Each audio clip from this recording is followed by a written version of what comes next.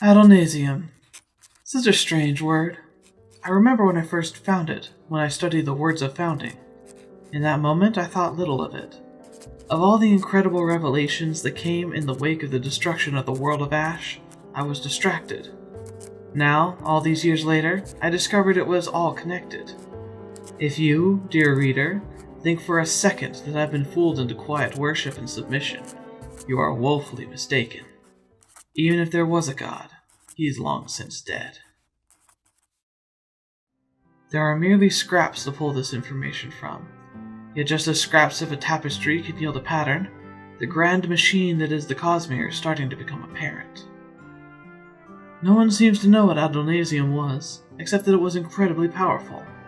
It stood above all, and held the creative and destructive powers of the universe. I say it, because there is no indication that this entity had an intelligence like a sentient man. The scholar seems to think so, but she thinks a great many things that seem convoluted, that cannot all be true. She seems content to sit back and learn, content to watch worlds crumble and die, rather than using the knowledge she has. However, I am indebted to her. For each of the 2 times I have crossed paths with her, she seemed pleased to answer my questions. Unlike you. However, the scholar was not the first who told me about the Shattering, but the Wanderer. I met him just before I was called back to start these letters. I never learned his name, but like me, he seemed to wander from place to place. Something about him was off, and he seemed so focused on striding deeper into Roshar I almost escaped his notice. Yet when he did notice me, he seemed adamant that I listen to his story.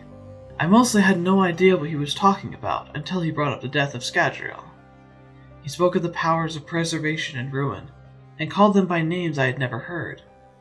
Then he told me quite frankly about how these powers, these so-called gods, were once men. Men who had risen up against Adonalsium. They rebelled against it, shattering it into 16 primal powers. Wanderer didn't say much more than this, except to tell me that the people were slowly changed by this power. He spoke of Ati, who had once been a good man, who later manifested as ruin and sought to destroy all life in the universe by breaking it. His parting words were the only words he seemed to take seriously. He told me that history would be repeating itself before long, and that I would have to make a choice. Almost as if his words heralded some great tragedy, I could feel something change.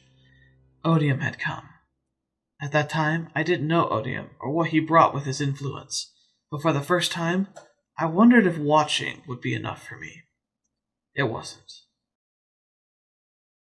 As you know, I would eventually dedicate my very existence to fighting for the lives left behind on Roshar.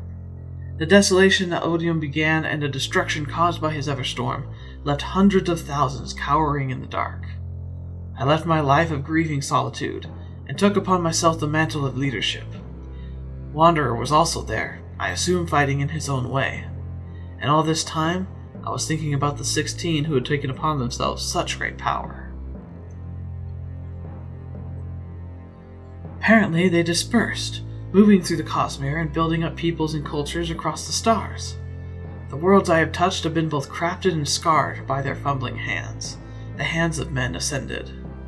They created many great and incredible peoples, and gifted unto them investitures that allow men to touch the divine. But at what cost? For it seems they see fit to destroy what they create, that their shards have twisted them into intelligent agents of the shard's will and purpose. I do not understand it, but the nature of each shard eventually bleeds through these ascended men to overcome their personalities, twisting them into dangerous servants bound by their instincts, and now we suffer the consequences of their lack of restraint. Who were these people? What right did they have to become gods in the place of the thing they killed? Apparently this Odium has murdered several of his fellow shards, dispersing their power so as to continue his rise to domination. All along this path of power and control, millions have died. To these ascended beings, our lives must seem like ants in the dirt. When I see the destruction that ruin and odium have been allowed to cause, I am resolved by one simple truth. These flawed gods should never have been. Tell our friend that I intend to fight until the lives of men can continue under their own wills. Tell him that the war is far from over, and that I will struggle against Odium and all other shards who fall. I do not feel that I can do much else than be a knife in the dark. I will gather the precious few I can save and set them up as a banner, to fight back however we can. I am unsure how to fight a god, but it won't stop me from trying. Be wary of this wanderer, a man who is far more removed from time than I am. He moves with a purpose that I cannot comprehend. It was apparent that he was well versed in traveling through the Cosmere, and has probably visited many worlds such as I have. I am grateful to him, and see him as a mentor of sorts, yet I cannot help but be cautious of his intent. Even now, I wonder if he hinted to me of the Shattering simply to recruit me to his side.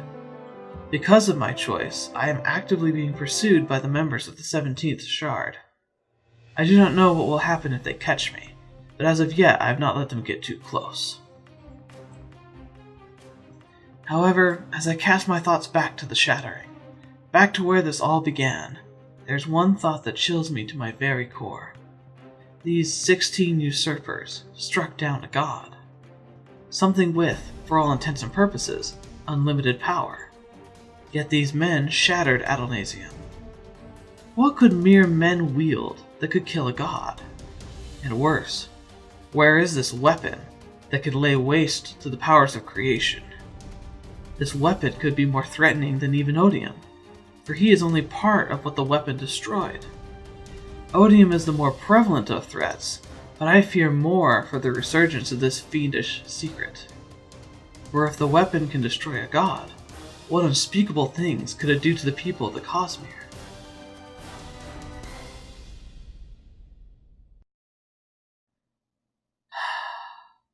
This fight, what it represents, it has taken a toll on me.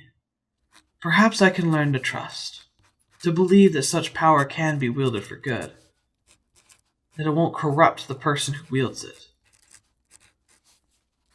Preservation did try to lock away ruin, and even restored hope to a failing emperor, and Honor left some of his will behind, granting visions and nail bonds to his people. I am uncertain if what they offered us will be enough to stop the destructive shards, but perhaps what they did will give us a chance. Regardless, I have work to do, for I am determined to keep my people alive if at all possible. Until the next time, Elsric.